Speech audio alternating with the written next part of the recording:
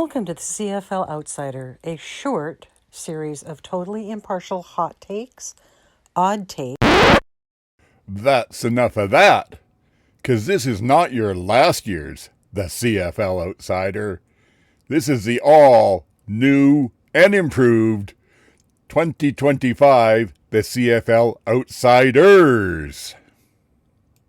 Hey kids, it's old man shouting at clouds, and now with others too. Chatting about the CFL is what they're going to do. Some have no contacts and others have no clues. Everyone will tell us all their quirky football views. Hear what old man and others know. It's the CFL Outsiders Show. What are we going to do this week, GT? Same thing we do every week, old man. Take over the CFL. Hey kids, welcome to the CFL Outsiders, all new and improved. I remain, as always, your 100% unbiased, completely impartial host, old man shouting at clouds. But if you saw us last year, this is all new. It was a good start to our rookie season, as it were. We did some self-scouting in the off-season and realized, first of all, one droning old male monotone just wasn't going to cut it. So we made some changes there. And I should also tell you, if you've come in expecting sort of your normal recap show where they go through the games and give you the yardage and the stats and what everybody did in that, that's not really us. We're more, well, frankly, there's lots of people who do that. There's Two and Out CFL podcast and the Canadian Football Countdown. If you do gambling, they're great. Rouge, White, and Blue out of the States, they all do that. But no, we're more like, we're just friends and family sitting around talking football. So this will be the new season, and it's going to be hopefully 66% more entertaining because we'll have 33% less old man. We've got people with me. The first one joining us for the full season is GT. Hey, GT, welcome to the CFL Outsiders. Hey, thanks, old man. I appreciate it very much. I was very excited when you put out the word, and I'm glad that I was able to step in. Fortunately, I'm going to be completely biased, not unbiased. I'm going to have nothing but opinions, and hopefully some of them make sense, and the rest of them you can edit out as required. Okay, anything else we should know? I see a certain color on you. Anything about maybe fandom? Oh, yeah. I've been a Stampeder fan, diehard for many years. I'm wearing my original 1977 Ollie Bakken, or probably old enough, old man, to remember Ollie Bakken, being a Bomber guy way back, you told me. Then he was with the Stamps, and when I first became a Stampeder fan, he was the middle linebacker. And I just fell in love with him as a middle linebacker, and he was my first player of choice. He was my first jersey of choice. So for the first show, I'm going to wear his jersey. Good job. It's amazing how football does that to us. It ties us in, gets into our lives, worms its way in, and it just stays there. So I can't wait to have the whole season talking about you, but these two old mugs still aren't going to be that great. So we brought on some balance here, someone to make the screen look a little bit better. We've got MJ. Welcome to us, MJ. Welcome to the CFL Outsiders. Hey, thanks for having me. I also may be a bit biased. I'm repping my Arkells Tie Cats shirt that I got at an Arkells concert. My Tie Cats origin story is that I went to a Labor Day game when I moved to Hamilton when I was a teenager, and an Argos fan threw up on my shoes. Been a Tie Cat fan ever since. Happy to be here. Can't wait to talk football.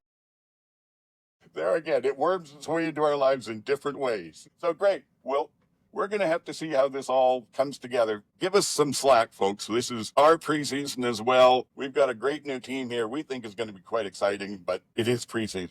So what we're going to do for you today is we're going to pop off, first of all, with just some of the background news about what's happened. Not everything from the offseason, but some of the bigger things and more recent things and whatnot. And then we'll go a quick recap of the game yesterday. It was only the one game, so shouldn't take all that long, and give you a flavor of what we're doing.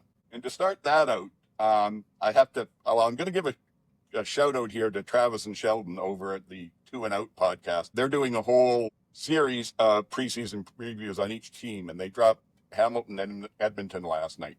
And I learned a bunch of stuff I'm going to steal from them. But the first thing, and I think this is important, is that they mentioned that this year CFL fans fight cancer is upping their game.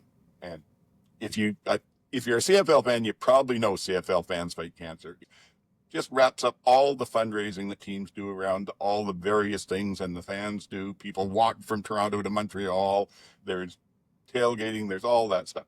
Well, this year they're doing some merchandise too. They've got their website, CFLfansfightcancer.com. Apparently they've got hoodies, they've got pins, they've got some other stuff, great logos, all of that up there. And if you want something, you got to get it right now. So, because apparently they're only taking the orders on this stuff until June 15th. Wanted to get that out there. What do you think, folks? Have you done anything with the CFL Fans Fight Cancer before? I haven't been able to make it to any of the events, but I'm a big supporter of the concept, and there was no GTA one, so I wasn't able to go this year. But I am definitely involved in mentally and spiritually, and we'll see if I might be getting some of that merchandise. Yeah, like until I think last year, this was completely under my radar and I had no idea. But I'm not super on socials all the time. So now that I know, I'm fully on board and I'm going to go check out the merch. Sure. And the other thing is, a lot of the games, there'll be people around with doing something or other, taking donations or whatnot. For next year, everybody out there pays attention in about March or February. They do an opening in, as you said, GT, almost every team's city in the league. So you can go out and they are just fantastic. It's popping football early on. You can talk to other fans and whatnot. That's our PSA, our public service announcement. I think, GT, you were going to talk about some of the quarterbacks got drafted this year. Yeah, well, it was interesting that because this year, of course, we had our 2 Canadian quarterbacks drafted into the NFL. Curtis Rourke, which everybody had kind of been following for the last 2 years as he moved around a bit from Idaho, I think it was Idaho, over to Illinois, and then was the big name. But then sneaking up in the backside and ended up actually maybe even getting a stronger opportunity down the road was Taylor Algersma out of Wilfrid Laurier. I'm sure you know the program. I've been on his story and following him for well over a year, and I wanted the Stampede to draft him number 1. I said that last November. There's a couple of guys, speaking of other podcasts, if you don't know, Canadian Football Perspectives is a great podcast, and it's Wade and Connor do the U Sport football from across the entire country every week throughout the season.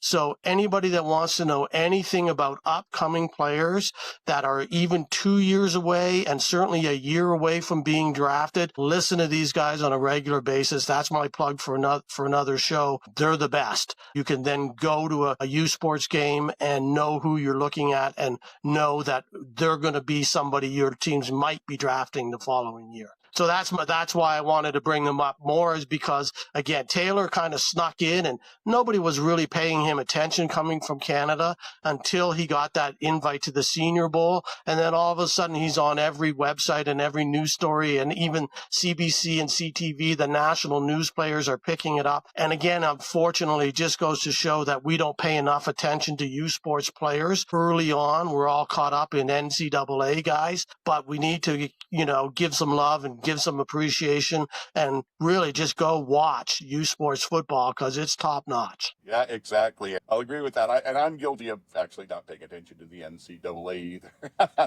or the NFL. I have enough trouble keeping up with the CFL, but I got to say, in my opinion, what I've seen of them, I think Algersma, I think it's pronounced, it has more of an upside even than Curtis Rourke. Curtis has had a lot of hype on him, but it'll be interesting to see. San Francisco, they spend some time with their quarterbacks, and they knew Rourke wasn't ready, so we're definitely not going to see him up. Well, when I say not ready, he's still injured going into their training camp, they figured, this year at ACL tear. So he's not going to come up for a year or two, maybe next year, but I don't think so. I think he makes it in the NFL. Yeah, I think they're both in really good programs for themselves. They got drafted the right spots. They didn't get put in a bad spot like Nathan did and bounced around and that kind of stuff. So I think they both do have legitimate chance to at least stick around for a little while. Have you followed this at all, MJ, or?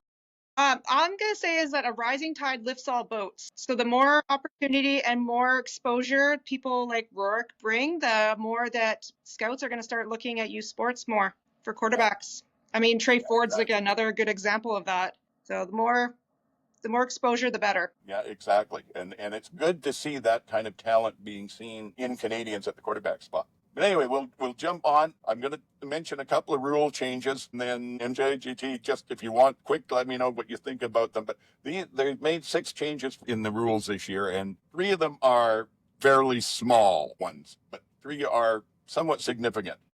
So I'm always the person that the first regular season game and there's a ref calling and I'm like, what happened?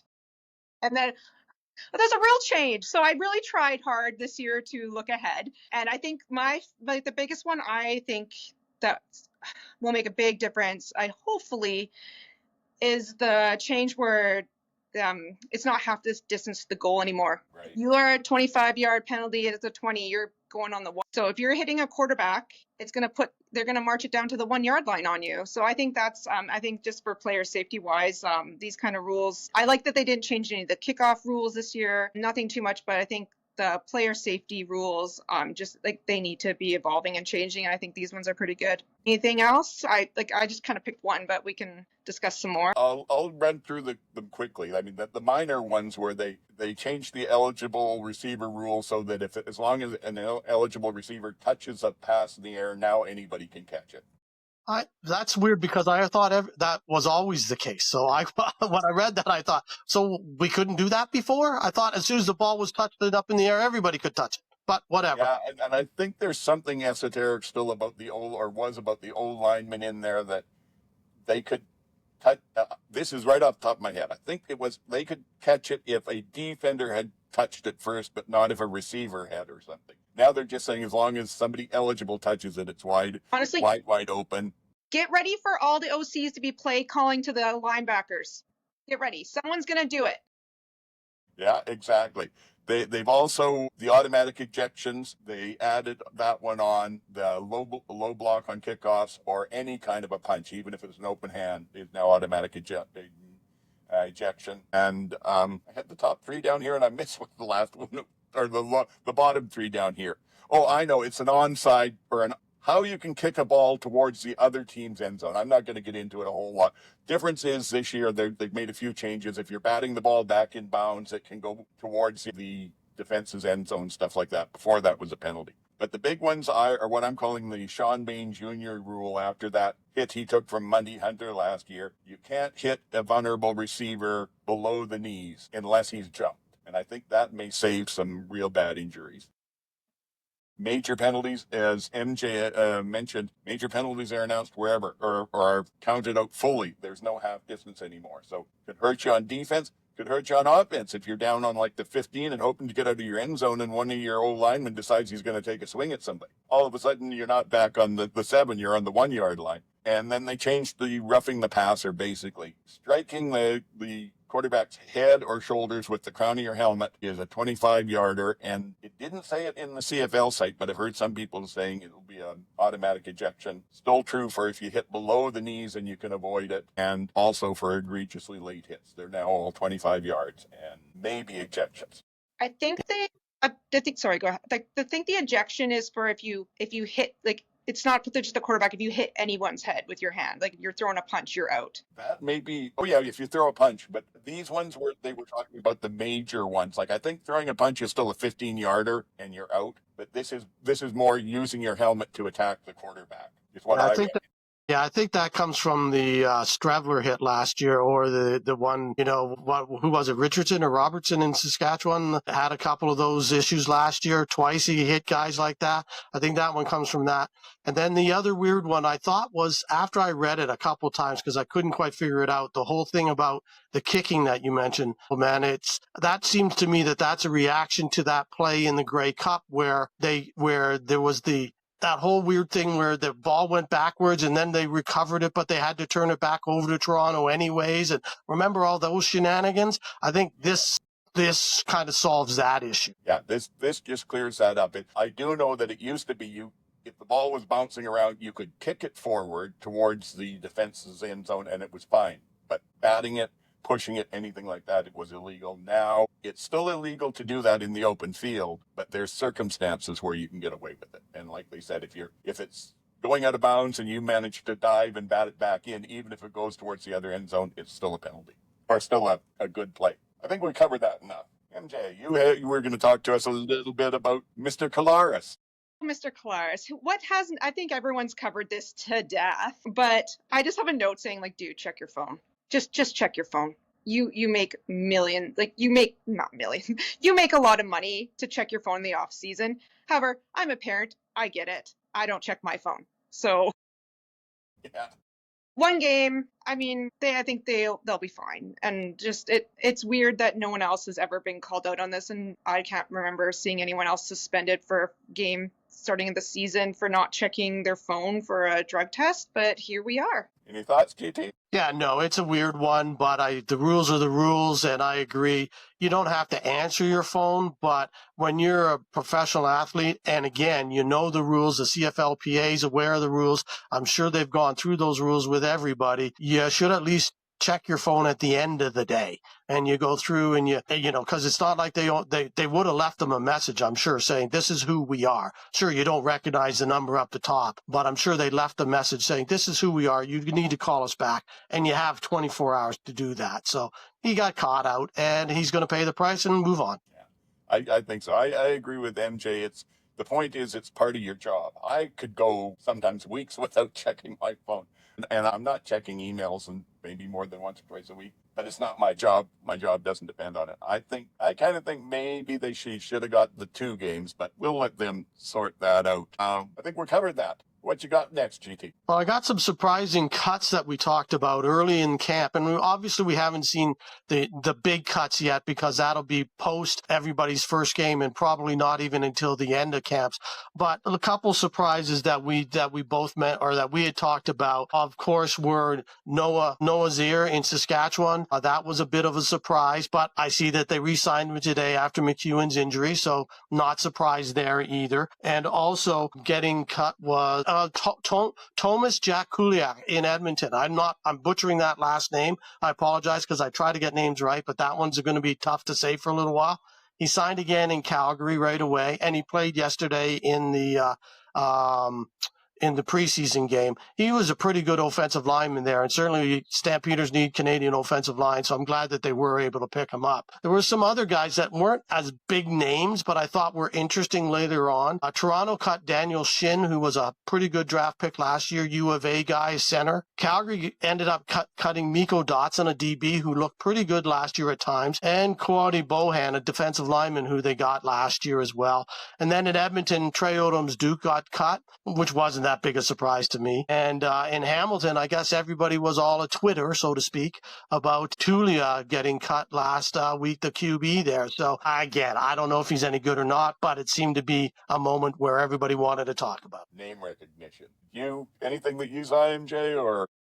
Honestly, I saw a video of Mark Killam talking to at rookie camp and talking to the guys about getting cut, and he's like, you'll probably end up back on another roster. And I think, like JT just said, like there's 2 guys that got re-signed right away. So honestly, I will probably wait till closer to the beginning of the season to see where everyone washes out at. Yeah, that's right. There's not normally a lot of surprise in the early rounds. It has to be a name. The other one that surprised me a little bit, I didn't think he was going to be on the team, but I thought Winnipeg would keep Shea Patterson around for the full training camp and give him a chance. And they cut him out. So they're obviously big on Wilson, and I guess they'll be going with Streb as their backup again this year. I'm not sure about that.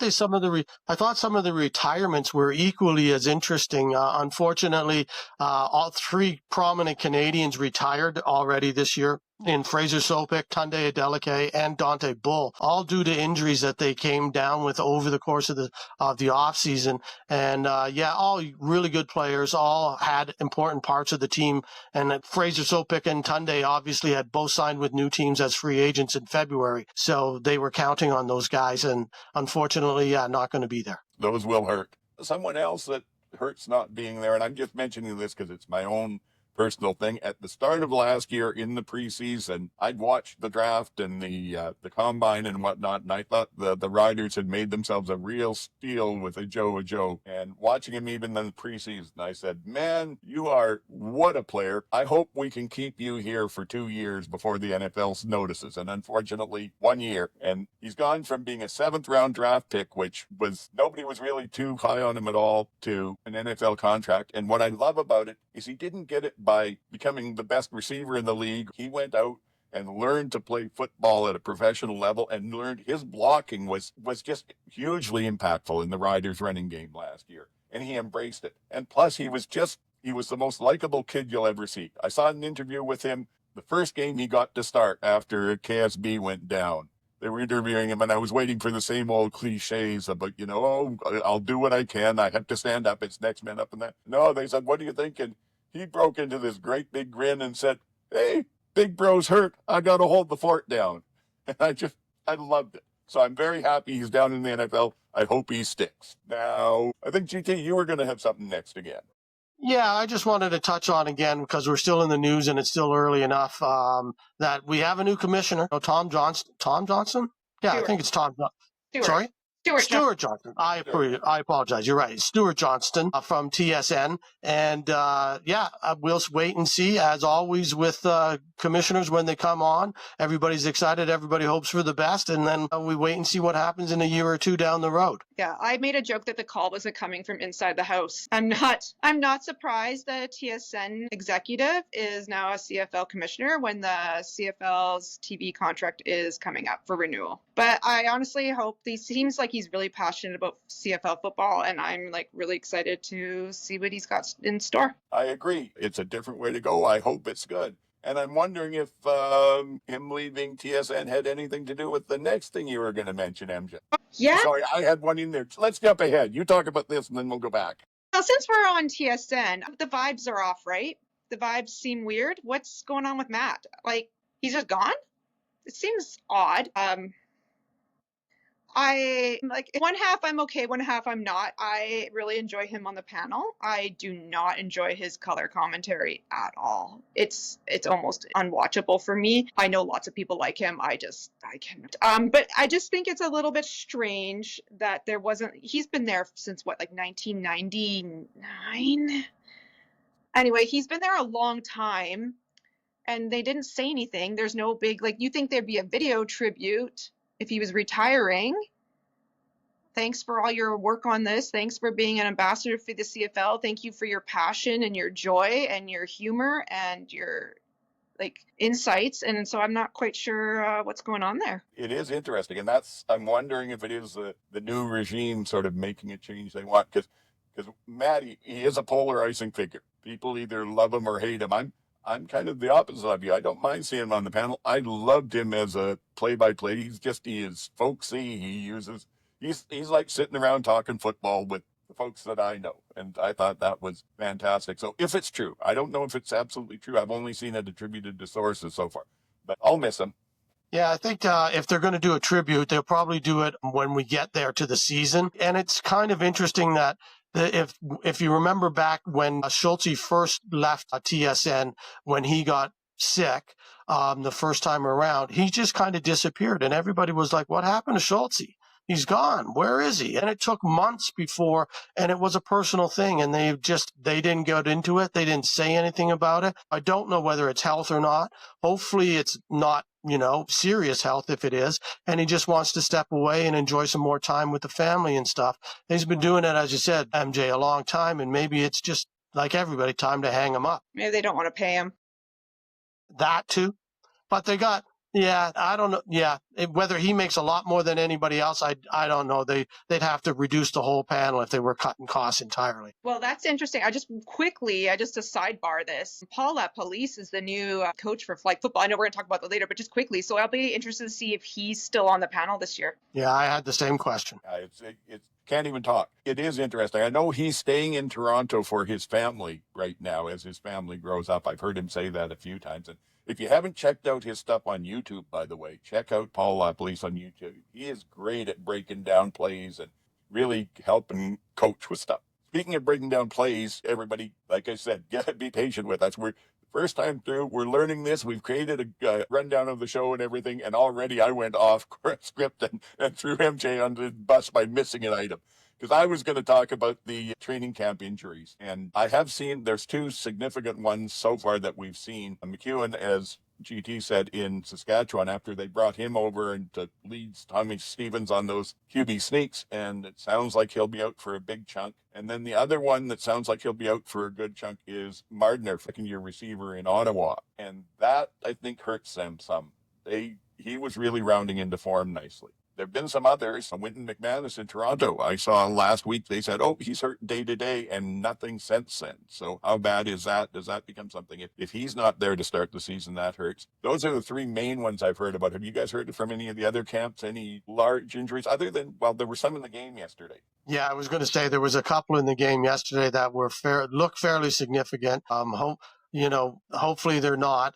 Did read today that Mardner is now, they're saying he's done for the year. So that's really not good for Ottawa. They're real thin at Canadian receiver. So we'll see. But yeah, no, those were the two biggies so far. It's always sad, for want of a better word, when guys get injured so early in the year. Fingers crossed we get out of it without any more. The ones I almost feel worse for are some of the ones yesterday that looked really good. The players that are in their first camp, and a big injury, they destroys their chances. Honestly, how heartbreaking. You're working so hard. You finally get a one shot. You've worked your whole life. You've been doing this since you're probably a kid, and then just right out for the season, or you didn't even get a chance to even make practice roster. It's just pretty disappointing, and I feel really bad for those guys. It's heartbreaking. But rather than dwell on the bad stuff, I'll move on to a good one. It's just a quick comment from you on whether you agree with me or not on this. I think the CFL is probably in the best quarterback situation it's been in probably this century at least, and in a long time. If you look at it, the only two that are sort of at all question marks as starters are Ford and Alexander in Montreal, and they both look fantastic. Everybody else, you've got bona fide starters that there's no question can play. And the only team that has a backup that doesn't have at least, a half a dozen or more CFL games under their belts is Calgary, who's got bringing in Walker out of some NFL experience. I mean, 5 of the backups are ex-starting quarterbacks. 3 of them were starting last year. So I think we're in a great shape, and hopefully even injuries in that, we'll see some fantastic play. Any thoughts? Yeah, during the CFL free agency, as soon as that opened, I had a list of where I thought quarterbacks were going, and it was hard to slot down where anyone would fit in. The caliber this year is pretty incredible. Nobody's really struggling. I mean, there's a question about Ticat's backup, and maybe Calgary's, but everyone else is just flying high on starter QBs and backups. Like BC, you have Rourke, but Jeremiah Mazzoli's there. I wish nothing but good things for him. BC, Edmonton, you have Trey Ford and Cody Fajardo. Come on. So I'm excited to see what I'm hoping for. A lot of airing out this year, and a lot of deep balls, and a lot of amazing catches from all the teams. Yeah, the only two situations I'm not worried about, but I see where there may be an issue is in Ottawa and Winnipeg, because I'm not convinced that their second guys there are ready to go. As you guys said, every other team seems to be 1 and 2 deep, and maybe even 3 deep in some teams. But certainly I don't, is Don Wilson ready, or is Stravler going to carry the team if Collaros goes down? Can't see it. In Ottawa, it's Drew Barham or nothing, because Tyreek Adams is the next guy, because Dustin Crum is not a guy that can carry you for long. We've seen it. He's a short yardage gadget play guy. That's what he is. He's not going to get you through more than a game or 2 at best. So those are the 2 situations that I would be worried about if I was, a GM with only 1 quarterback that you can count on. Right. I'll remind you, the Red Blacks did bring in Matt Schultz, who's been a backup. He's not going to start for you.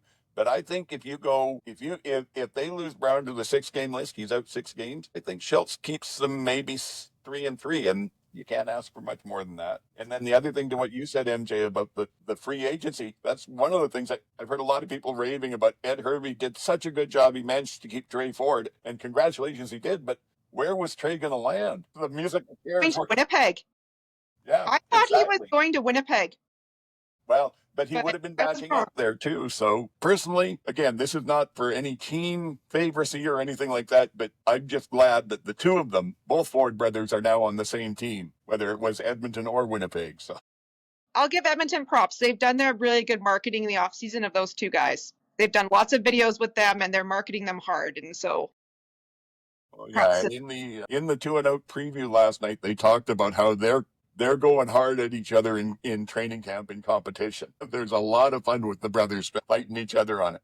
Speaking of the Elk, they've got a brand new private owner for the first time. Yeah, I was surprised when, not because that's obviously been going since last year and the whole process, but I just saw a story earlier this week pop up on one of the social network feeds that it was a few months old, and it really got into the fact that the Elks actually were sold for $1 plus debts. And I thought we were way past that at this stage. After the Montreal sale, after the BC sale and stuff, I thought, and the way they presented the Edmonton sale, I thought we were way past that and we were actually getting into value for the franchises. And to hear that another team was sold for $1 plus debt was surprising given the timing, and also just I'm disappointed, to be honest. Things have not been good in Edmonton since 2015. And they've just been kind of running on fumes. And I mean, the vibes are bad here, guys. It's not good.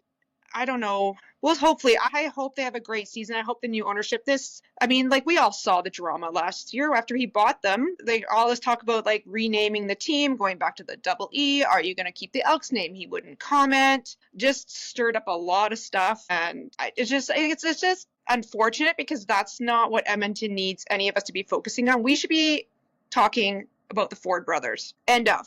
That's all we should be talking about is Mark, the Ford brothers, and new ownership with money in his pockets, ready to spend, ready to reno that stadium. It needs it. And honestly, we just keep circling back to a name change, and it's just really old and tired. And I just hope I hope they have a great season as the Elks, and we can just make the playoffs and we can just put this to bed. Yeah, I agree with MJ. I hope that it just all goes away as far as the name and the rest of that. And I think a winning would do that. To me, the good news is Larry Thompson's obviously willing to spend some money because look at the free agents they brought in. They may be losing draft picks next year for overspending the cap. I can't believe that they brought in the number of players they did. So we'll have to see on that. The thing I don't like is that he brought Ed Hervey back. Well, and again, Ed's another polarizing figure. I'll talk about that when we talk about the teams. We're going to have to get a little bit quicker on this because boy, we love talking football. So anyway, just I'll say real quick, the NFL announced today that they're going to allow their players to play in the Olympics in 2028. So as MJ mentioned, we've got a team. Police will be the head coach. There's Canadian players down there. Oh, sorry, you have something for MJ? We have a women's team. Oh, do we? Yes, we do. We have a women's team. We have a women's coach. I can't think of her name right now, but she has been playing flag football for a long time. And I honestly think the women probably have a better shot than the men. I'm really excited to see it. Yeah, there's good women's flag, and there's actually good women's tackle out in the prairies as well that will probably contribute to that team. So there's that. But to me, the question is, will the CFL take a break mid-season because it falls in the CFL season? So will they do what the NFL or NHL used to do back with hockey and take a week off to let them do it? And, maybe you bunch in what would be a bunch of buys or something. I don't know. I'm doubtful, but I can't see it. A Grey Cup in December. Yeah. Who's doing that? Yeah. Yeah.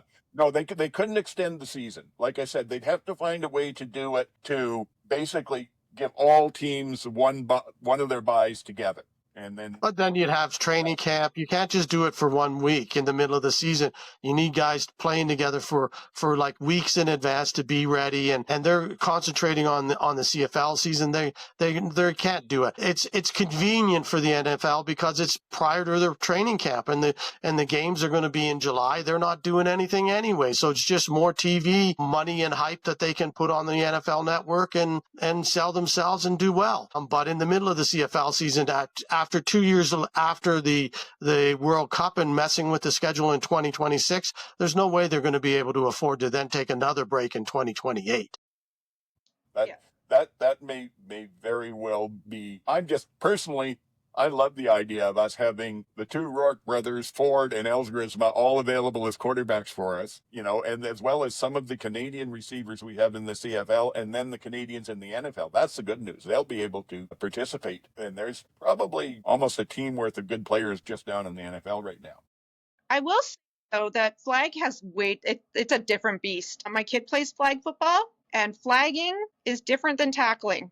It's a whole different skill set. I had a ref like standing on the sidelines explaining rules to me because the rules are very different, and they're different between touch football and they're different between flag football to tackle football. And I just don't think honestly, the NFL, this is just a money grab. I think it's advertising, it's star power. I don't think they're going to be any better at flag than a team than like men and women who have been running the gauntlet in flag leagues who know exactly how to do it.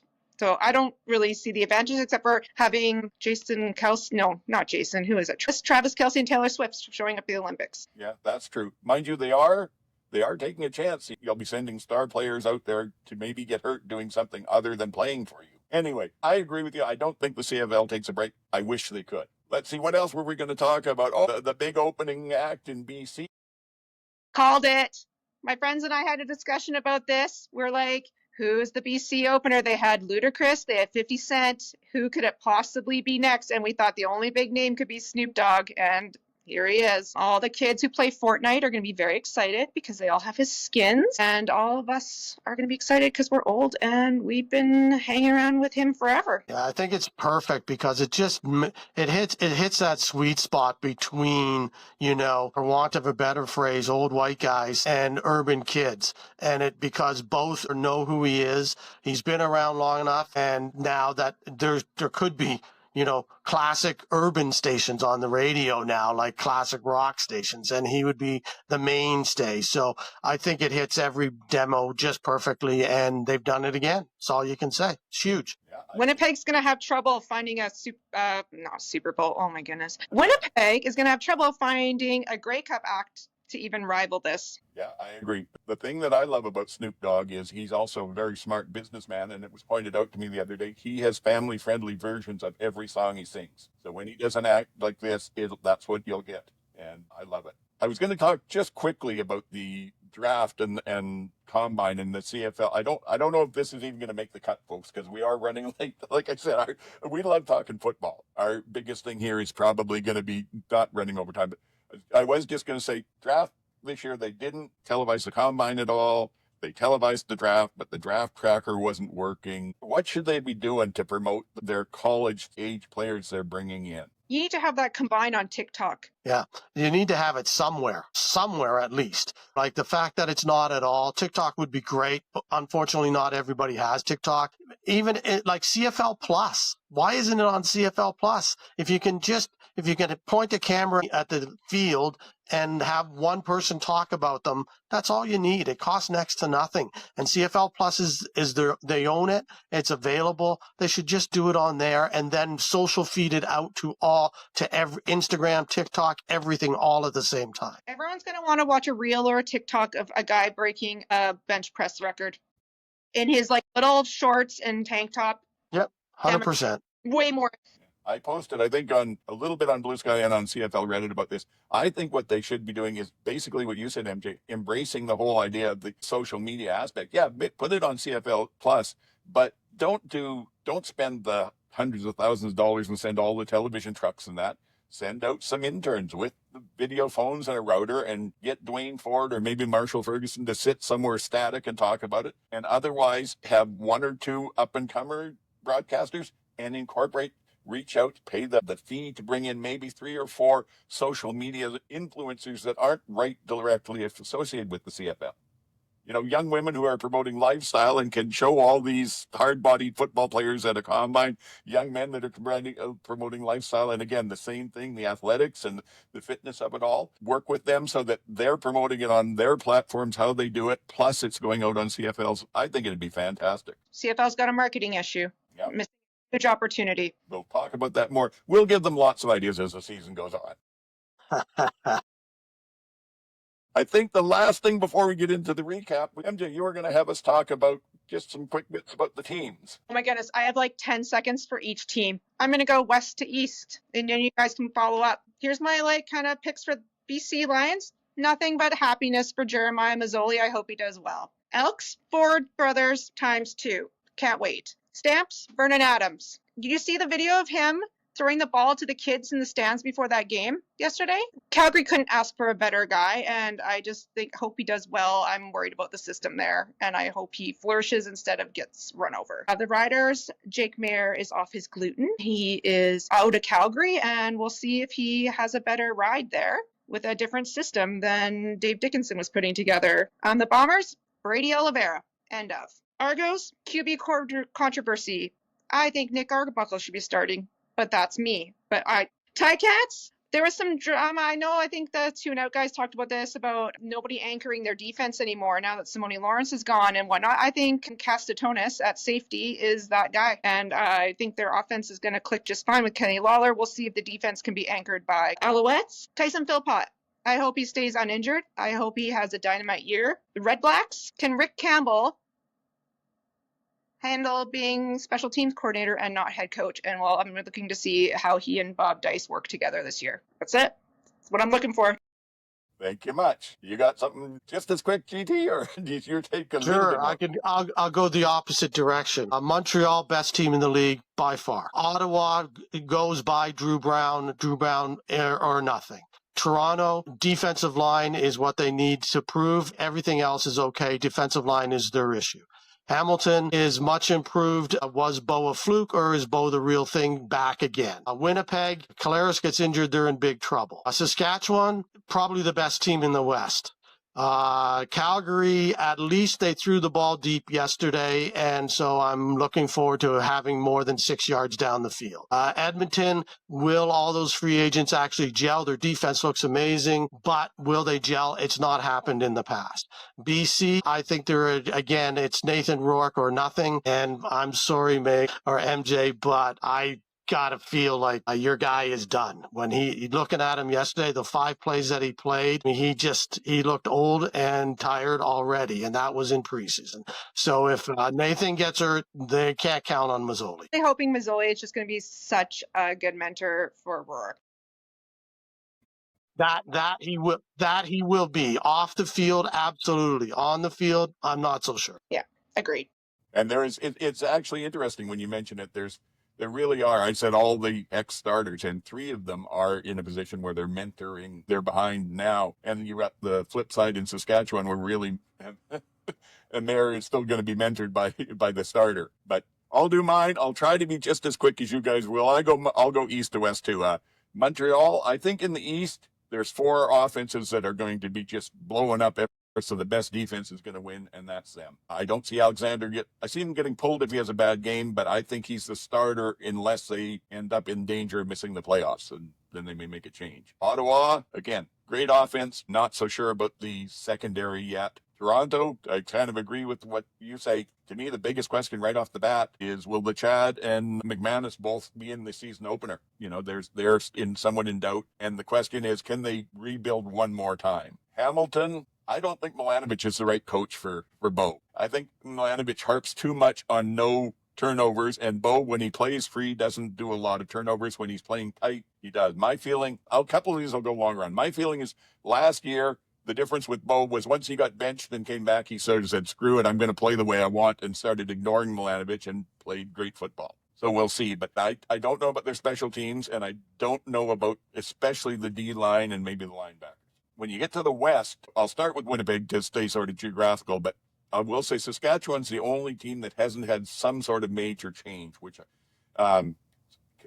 Winnipeg, you got new OC. Jason Hogan was their running backs coach. I hope that works better than when Sask tried it a couple of years ago. I don't know if their O-line will hold up now that they've lost Dobson as well. That's getting a little bit less. But I learned over the last 5 years, I say I don't count the Winnipeg Blue Bombers out until the corpse is decapitated, salted, and burned, because they got something. Saskatchewan, it's to me the big question there is the 2 guys they brought back from the NFL, Trayvon Campbell and Sean Ray. Can they perform? If they hold up, everything else looks good. But there's a couple of key positions there that could scuttle them. Calgary, it's obviously BA, but the big question there to me is, did they get enough new Canadian talent in the draft? And the coaching worries me a bit. I feel like they let their best 2 coaches, Killam and Munson, go.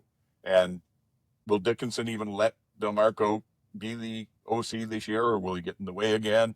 Ulwick's been, I think he's 70. He's been around the league forever, and he's got a lot of experience, but that's a bit long in the tooth. So I don't know there. Everybody said how they're all the talent they brought in. Will they gel? I've been back and forth on this one. I thought they may win the West. And then Herbie came up with some of his statements. And I thought, maybe not so much. And then I saw Killam, and Killam's I think is a good coach when he's a high energy guy. And to me, that's something that works for special teams as a head coach. If your energy level is sort of close to frenzy all the time, that can rub off on a team and not do well. So I thought, so then I moved them back down. And then again, I heard from Travis and Sheldon the other night, they were talking about Demetrius Maxey, who came over as the O-line coach and special teams. So they're going to have that Toronto D-line coach. Sorry. They're going to have that Toronto D-line with their coach. And they were talking about the Maxey's. They said the most laid-back guy you'll ever find. He just never gets excited. So does he balance them? I have no idea of Edmonton. I figure they could end up anywhere from first to fourth. And then finally, BC, does Nathan come back? Did the NFL break up? I don't know. Do they have an O-line that can run the Buck Pierce offense? Because it's a running offense, and you need the line that can do it. And then finally, they had all that locker room drama last year. And with the new coaches, they really only brought in Pierce and not much else. Plus, they moved Benavides over to D.C. and demoted Ryan Phillips, so he's still on the team as a position coach in a divided locker room. I don't know. I don't see good things for BC unless they can really find cohesion. They're going to be the hot mess of the West this year. Yep, I think so. I think that's about all we got for the news. We're going to do the recap. Are you going to stick around for this part, MJ, and jump in where you want? Or jump in. I did not watch it.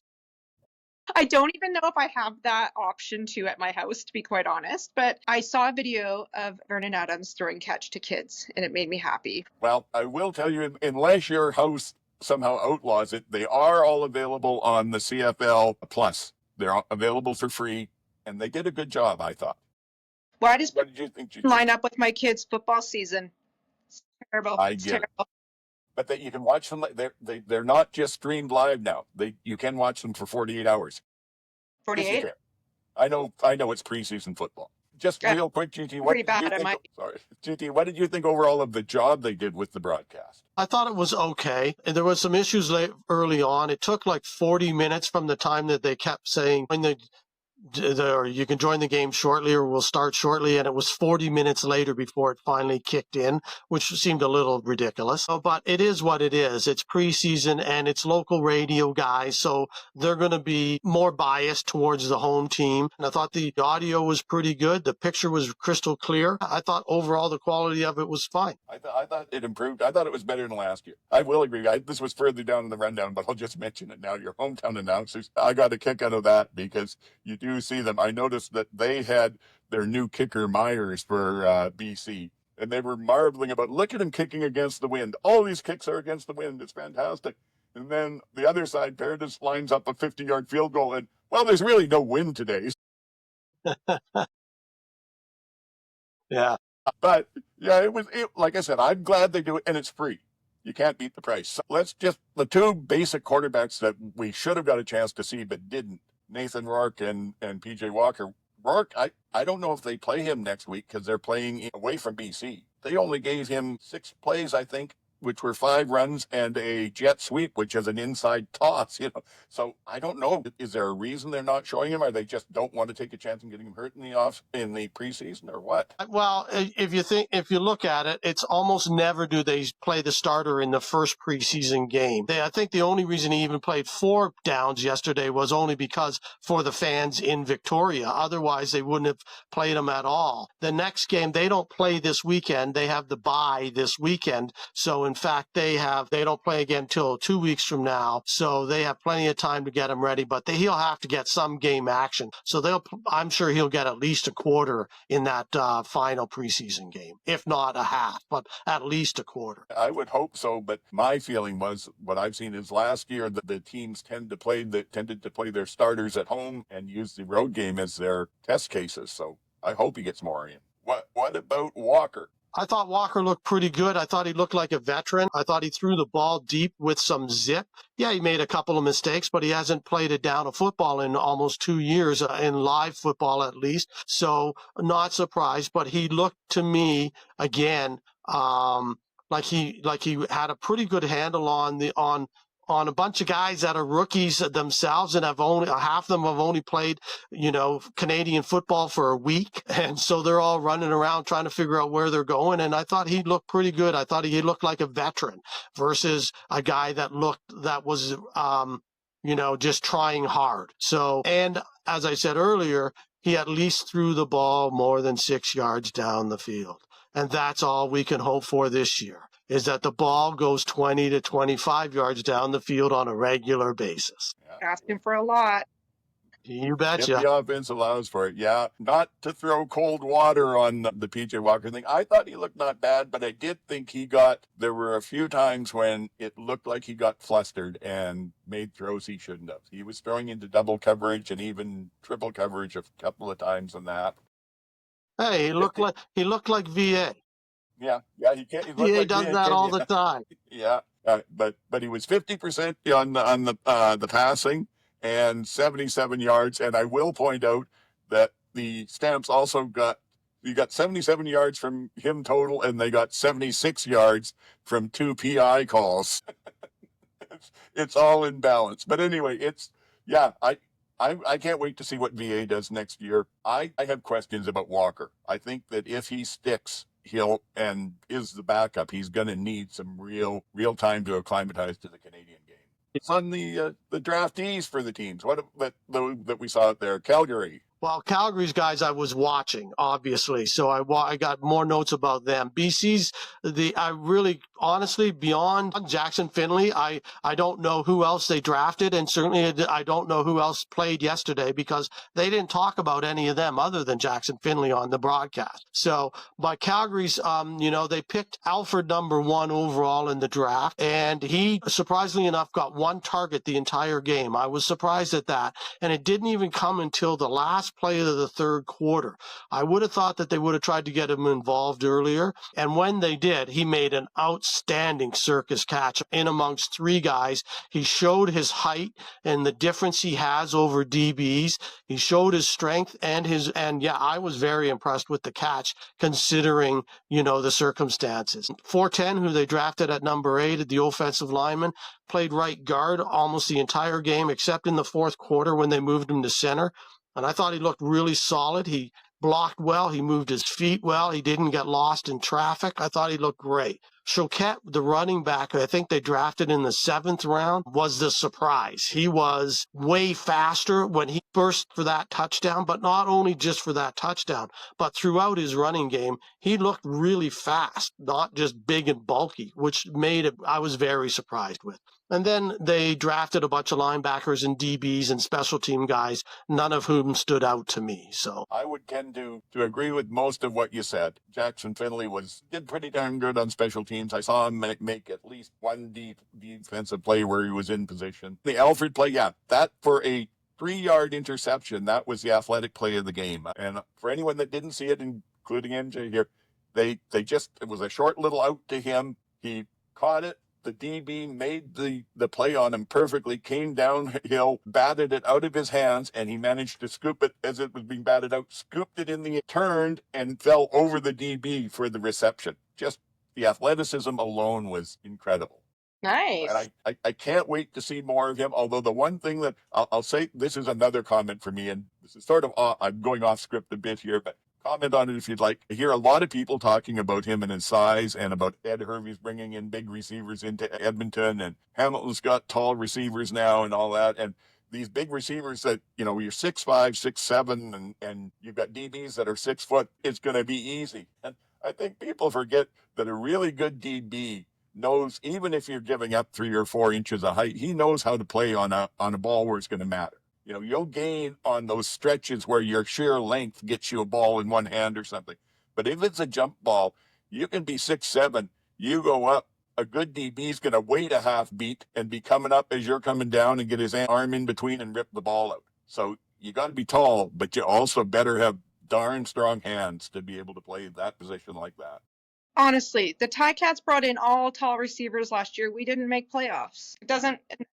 Your height isn't necessarily a factor. Yeah. Well, the other thing with the tall guys is if they get the ball and they're running, it's almost like, to me, flamingos running out there. You got legs going everywhere. They're flying all over the place and arms, and there's lots to grab and stuff. And whereas you oppose that to something like, say, like a Nick Dembski, who's not really short, but he's a shorter, more compact player. When he's running, there's not much to get a hold of. The legs are tight together. The arms are in tight to the body. He's making the moves.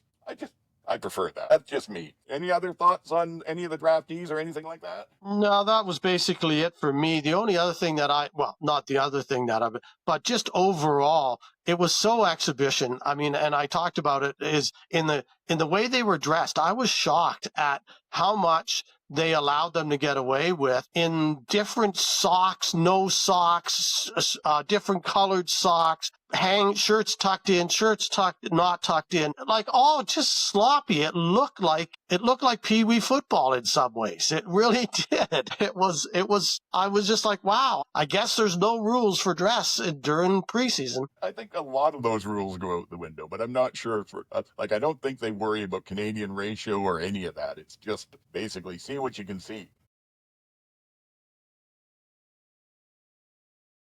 I also wanted to highlight, just for me, because I do this towards the end of the first quarter, go back, if you get a chance to see it, I think we might still be within the 48 hours, go back and take a look at Marcus Moore for BC on a sack that he makes at the end of that quarter. It is just pure beauty. Coming out of the defensive tackle, he steps inside on the left guard, gives him a rip, lifts the arm out of the way, and just straight through to the quarterback. I'm excited for him in BC this year. He was looking good. Yeah, he had a great game. He did. He had a really solid game throughout. Very, very impressive. And a few other quick hitters that I saw, I think it's good to see Paredes, and I always started with his name, Paredes, back kicking for Calgary. He's, I don't know, what is he now, 80? I think his first holder might have been a Neanderthal. He's been kicking for 50 years. He signed this year through 2026. So he's with the Grey Cup in Calgary next year. He's signed through the Grey Cup next year. So, yeah. Makes sense. He hasn't dropped off. He's still as good as it gets. Yeah. Just so impressive. So impressive. I'm surprised they even let him play. Yeah, well, that's true. Mind you, at this point they don't have any other kickers in camp at this point in time at all. They haven't even bothered. They brought some in the last couple of years, but this year they didn't even bother. They brought in 2 new punters, obviously, but no kickers at all. It doesn't seem like competition matters to him. You know, some kickers need it to push them. He seems to just do it. I was also completely personal for me, but they threw just a little, I think it was BC, threw a little quick 3 or 4 yard pass over the middle that the announcer called a look-in. I haven't heard somebody call a look-in pass since I played high school football. Our offensive coordinator had the look-in. I haven't heard it since. So that was a good throwback for me. Anyway, I'll mention this for MJ because she didn't see it, because I wanted to get you guys' thoughts if it was a good idea or not. The halftime, rather than just have the music playing in the background as they did most of these CFL A Plus games last year, they had about 15 minutes of the Lions' social media showing Nathan at camp with the other, not just the training camp, but at mini camps that they put together themselves, him and Jeremiah and the receivers. I thought it was a great 20-minute ad for Lions football. Any thoughts? Yeah, no, it looked good. It looked good, and I didn't think about it until you mentioned it, but because I just was like, okay, I'm doing something else like I always do at halftime. I come back, and as you say, it's usually just the bad canned cheesy music anyway, so you don't worry about it. But yeah, no, it was much more entertaining and watchable and kept your interest, and again, showed a lot. It really was a nice setup for BC. It'll be interesting to see whether that happens in the other games or what we get in the other game. Yeah, was that a CFL initiative or a BC Lions initiative? Hard to tell. I would assume it was BC Lions, but good for them, right? Well, as we'd say, CFL's not marketing, teams are marketing. Yeah. Good on them. But I've also accepted Super Dogs for halftime show. So yeah, those are popular. So that's the thing is, I think that you're right, GT. It's the CFL will probably put that on there if the social media has it ready to go. So I hope everybody that has a home game in the preseason on this does that with it. I thought it was good. Let's see what else. Question, it was a preseason game, but there was a lot of sloppy tackling on both defenses, and both these teams kind of struggled with that last year. should we be worried about it happening in a preseason again, or? No, I don't think so. I noticed, my quick note midway through the first quarter was, yeah, the defense is running around a lot, but they're not accomplishing a lot. It was just like, again, it was like watching Pee Wee football. Just everybody swarmed to wherever the ball was. And, so I couldn't watch much of the defense. I couldn't take anything away from watching the defense because that's all I could see was a bunch of kids running to the football. Yep. Almost Pee Wee. I'd agree there too. The one thing that sort of stood out for me, and I didn't know if it's execution or the scheme they were running, but the BC D line could not eat up the blocks from Calgary. Calgary was getting second level and taking linebackers out all game. That's where some of those runs came from. There was a couple of nice ones. That one touchdown run where he basically went up the middle, one cut, and then out to the outside. There was no linebacker near him, because they were all eaten up by the offensive linemen. So I was impressed by that from Calgary. And like I say, is that Calgary doing good? BC just the wrong people in, or the wrong scheme? Yeah, Calgary's running game with all three guys was pretty impressive yesterday. They're all fighting for a job. Obviously, Diedrich Mills is the guy, but all three of those guys that they played yesterday all look very solid in different times. Yes. I think those are people that if they don't, all three of them, I would say, if they don't end up with the Stamps or on their practice roster, they'll be somewhere else because they look good. I will ask you about I guess probably training camp or PR quarterback for the Stamps, because it sounds like they'll probably be going with obviously VA and Walker, and then they brought in this monster as their new Tommy Stevens. So we had Bonner and Love playing basically to me for the PR role this year. Which did you like better? I wasn't knocked out by either of them. Bonner didn't look a lot better than he did last year, which I thought the same thing in Chase Bryce, or Bryce Chase, two first names.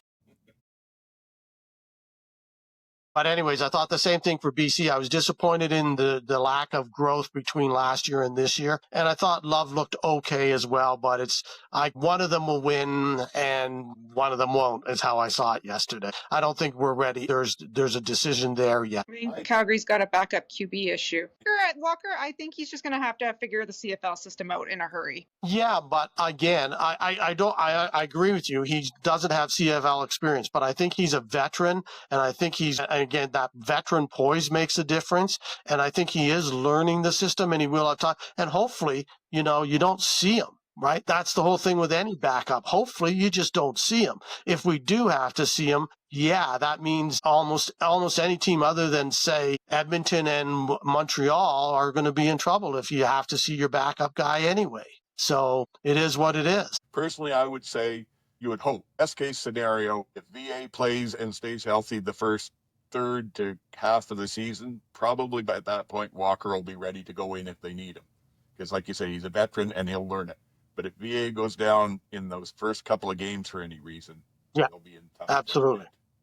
Yeah, the most interesting thing that I see about the Calgary quarterbacks right now is actually, the kid that they drafted at 17, Tyrell Vaughn, he's Tommy Jones Stevens all over again, except that he's a quarterback as well. They drafted him at 17, and he's played tight end for the last 2 years in college, but he was originally a quarterback, and they are going to use him as they did yesterday as their short yardage quarterback. He actually got a touchdown yesterday as a short yardage, but they listed him, even though he's been on as a tight end fullback kind of H-back kind of guy, they have him listed on the depth chart as a QB. So I don't know if that two Wildcat type two quarterback things, does the second guy have to be listed as a QB, or can you have anybody back there? So that's interesting that they've got him listed as a QB rather than as a tight end H-back fullback.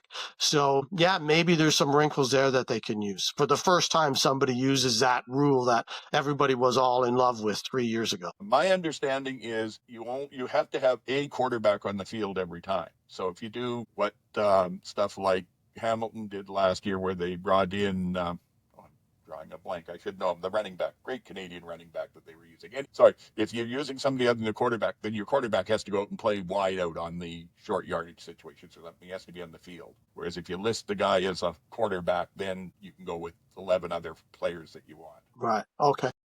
And we'll see. And we started this talking about Love. I'll just say he impressed me more than Bonner. I don't know that he impressed me greatly, but he looked like he had a little bit more going for him, a little bit more poise, and was making better reads than Bonner was, I felt. I think that's. Oh, I was going to mention one other quick thing that we mentioned. There were a lot of injuries there, and a lot of lower body injuries. And now I'm not throwing shade at Langford where the game was played, because I don't know, that may be a fantastic field, but it does raise the question, when CFL teams go to these secondary fields for their preseason, if the turf maybe isn't up to standard, are they putting players at risk by doing that? Should they continue that, or should they be playing their preseason games at home? Thoughts, please.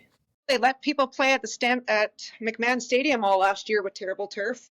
That is true. New turf this I year, can't though. imagine that the BC Lions would let their players play on a turf that was subpar, even if it is preseason. That Langford has known about this for that was announced a long time ago, and I'd hope that they would have decent enough turf for at least a preseason game. Yes, and just let me jump in quick and say I am definitely not suggesting the turf was bad. It may be fantastic. I know Kelowna's got a similar field, and the turf in there, they'd be happy to let any CFL team on. So it's possible, but it occurred to me, so I thought I'd ask.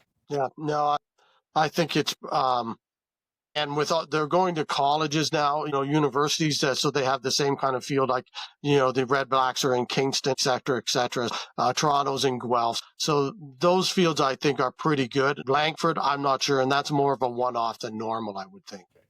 Well, that's about all that we were going to talk about. I'm going to have some editing to do because we're at an hour and a half almost, and this is supposed to be under an hour, tight 60 at the worst. So we'll see. We'll see what we get out of it. But just thank you very much, both of you. This is so much more fun than sitting and moaning on at the camera myself. So I love this today. Any closing thoughts from either of you? Sorry, just quickly, JT, my sister has season tickets to the Calgary Wild, and she said the new turf looks great. Yeah, the pictures I've seen just from training camp, it looks terrific. Looks terrific, really, yeah. Yeah, I've heard nothing but good things about it, and I've heard nothing but good things about the Wild so far, too. Yeah, it's fantastic for McMahon Stadium. Okay, great. Well, now that you're here, if folks want to reach out and comment to you, either any social media, you're willing to let us know where we can find you? I am only on Blue Sky, and it's the same. It's at GT Barnum, and I'm on there sporadically, periodically, however you want to put it. But that's my only outlet. You can find me on Blue Sky. I'm only there at Sports and Plants. It's a little heavy on the Blue Jays right now, but CFL's ramping up, so